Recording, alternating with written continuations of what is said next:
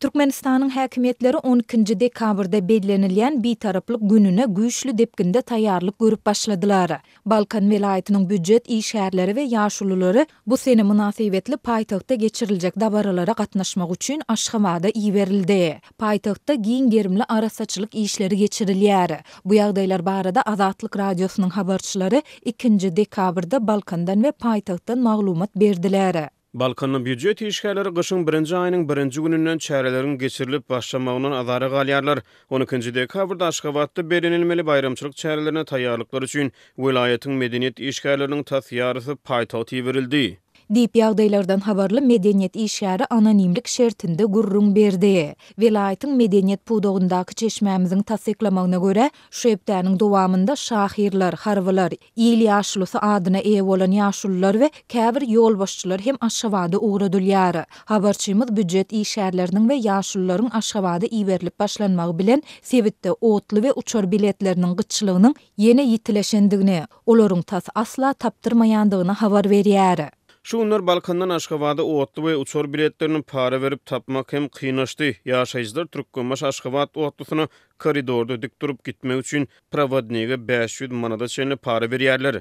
Diýip yerli ýaşaýjy anonimlik şertinde aýtdy. Ýaşaýjylaryň ençemesi uçar biletlerini tanış üstü bilen 1000 manada çenli para öwezine satyn alyp bolýandygyny, ýöne munyň da bagty çüwen adama nesip edýändigini belleýär. Yerli ýaşaýjylar öz mendillerine aşmakda ejir çekýärler diýip Türkmenbaşly bir ýaşaýjy anonimlik şertinde aýtdy. Bu aralykda şu günler welaýatlardan büdjet işgärlerini we ýaşullary kabul edýän Aşgabatda hem bitaraplyk gününe güýçli depkinde taýýarlyk görülýär. Bu taýýarlyklar esasan arasaçylyk işleri bilen bagly bolup, paýtagtyň köçelerinde we çetki sebitlerinde ýowar geçirilýär. Bu ýowara büdjet işgärleri we ýokary kujaýlarynyň talipleri mejburi gatnaşdyrylýar. Bir hepde gowrak wagt bäri geçirilýän arasaçylyk işleriniň çäginde müňlerçe bagyň bir adamyň biline çenli beýiklikdäki bölegi ak hek bilen renklenýär diýip paýtagtly büdjet işgäri anonimlik şertinde aýtdy. Habarçymyz bu işleriň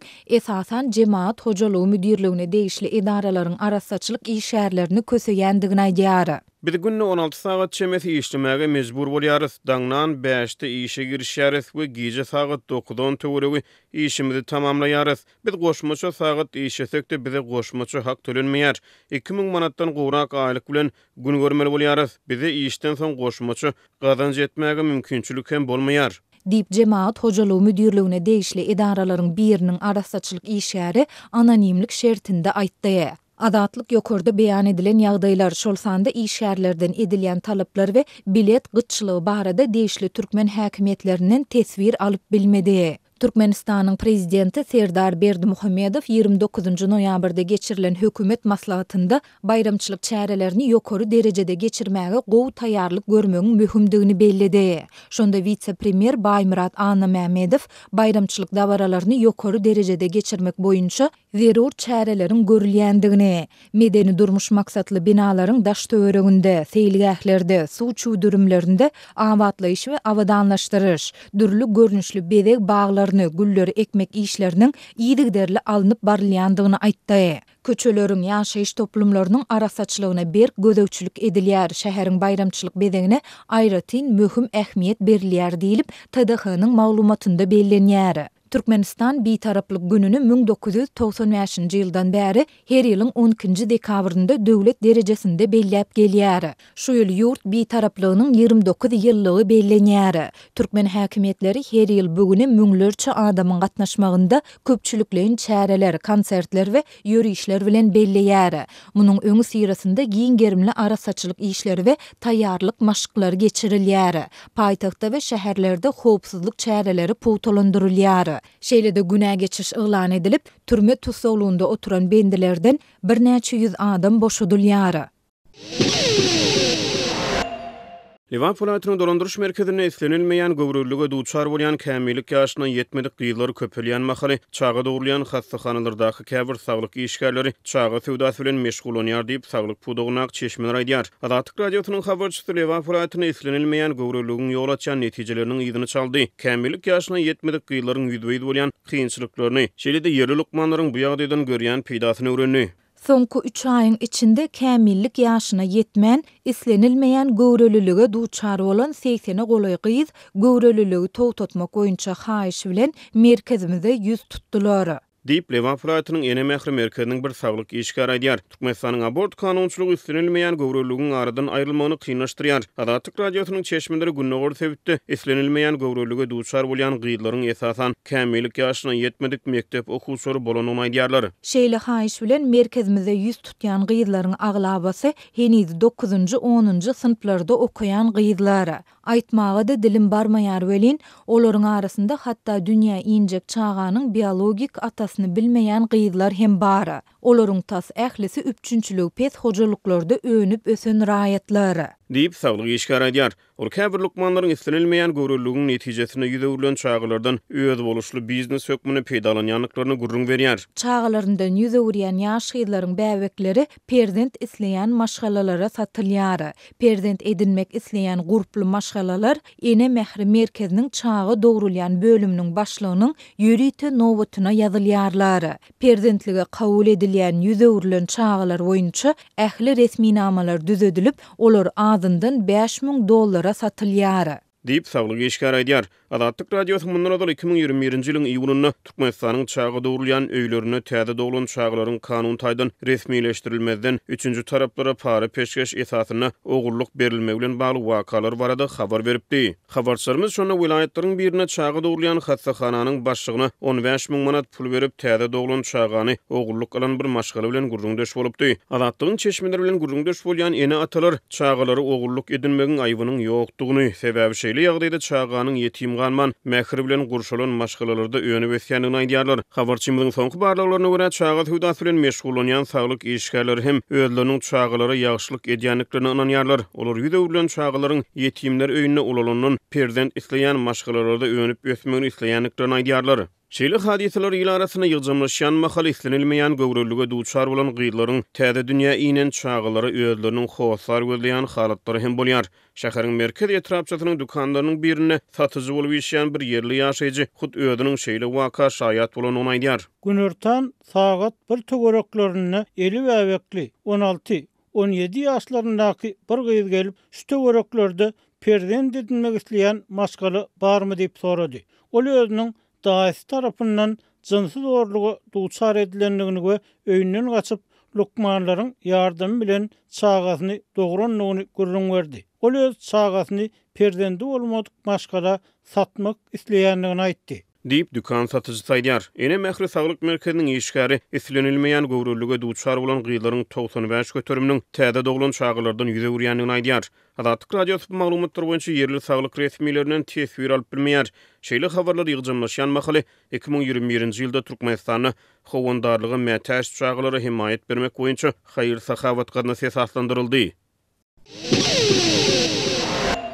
Premier Minister Irakli Kobakhizanyň geçen hepde Gürjistanyň ardy hökümetiniň Ýewropa bileşigine agdalyk gepleşiklerini 2028-nji ýyla çenli togtadýanlygyny elan etmek bilen paýtagyt Tbiliside tapgyr 4-nji gece geçirilýän gaharly protestleriň arasynda Gürjistanyň polisiýasy demonstrantlary urup ýenjip zor bilen dargatmak çärelerini gördü. Liza maskalaryny giyen polisiýa parlament binasynyň golaýyndaky protestleriň öňüni almak üçin suw toplaryny ulanandan soň köçelerde we şäher merkezindäki Rustaveli metro beketine söwüş gurdy. 2-nji dekabrda daňdan sagat 2 töwereklaryna başlanan tutdawastlyklarda bolsa göz ýaşardyjy gaz we kimiki serişdeleri ulanyp hasken adamy tutsak etdi. Azat Ýewropa, Azatlyk radiosynyň jurnalistleri polisiýanyň protestçileri dargadyp Rustaveli adynaky metro stansiýasyndan aňryk geçirenlerinden soň bir näçe demonstranty tutsak edenligini we ýenjenligini aýtdy. Şu wagtda çenli azyndan 200 adam tutsak edildi. Ýöne 4 milyon töweregi ilatly postsovet Kawkaz döwletini dören tolgunçuklaryň soňky gecesinde tutsak edilenleriň anyk sany entek belli däl. Tutsak edilen demonstrantlaryň köpüsiniň kellesinde we ýüzlerinde yara ýyllary bar. Ýüz süňkleri döwlen, gözleriniň töweregi göweren, açyk yaralar hem bar. Olar tutulmak bilen ulaglarda taşalmak arasynda eýem hyryn-kyn bolan tutsawhanalarda ýygiderli ýenjilli diýip Prezident Saloma Zurabishvili X platformasynda 2-nji dekabrda paýlaşan habaryny aýtdy. Öten akşam tutsak edilenleriň arasynda oppozisiýadaky Gerçi Moradatlyk partiýasynyň esaslanyrjysy Zura Gerçi Japaridze hem bar. Premier Minister Kobakidze Zurabishvili'nin möhletde olan soň şu aýyň ahyrynda işinden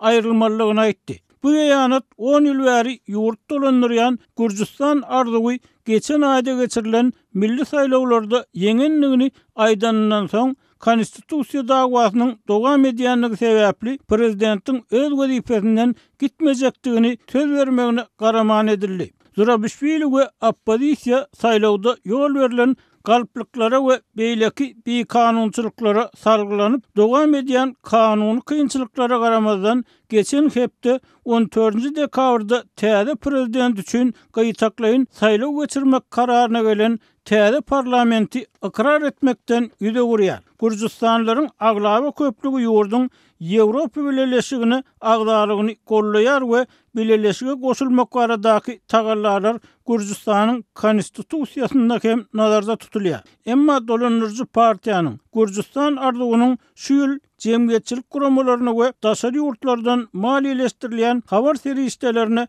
garşy çykýan kanuny kabul etmegi. Şeýle-de Kobakidze'nin we beýleki resmiýleriň LGBT hukuklaryny günwatary jemgyýetçilik hüjümleri baradaky gapma garşylykly kanun taslamasyny gollamagy her hökümetiň ýurdu ýygyny Russiýanyň arbitrasyna alyp barýany baradaky gorky howatyrlar döretdi. Günwatary hökümetleri oktyabr aýyna geçirilen parlament saýlawlaryny onu Gürjistan arzuwynyň 54% ses alanlygyny öňe sürmegini, saýlawlaryň düzgün bozulmalary we Russiýanyň täsiri bilen geçirilenligi barada aýdylýanlara salgylanyp, soňky parlament saýlawyny sonra gasynaldy. Demonstrantlar 1-nji dekabrda jemgyýetçilik teleýaýlymynyň 1-nji kanalyň howlusyna ýygnanyp, onuň girelgesini petiklediler we bu ýerde guramanyň ýolbaşçylary işden çekilýänçe garmak wadasyny berdiler. Şeýle-de demonstrantlar ruslara dostlukly Gürjistan arzuwynyň ýolbaşçylygynaky hökümete garşy çykýan protestçiler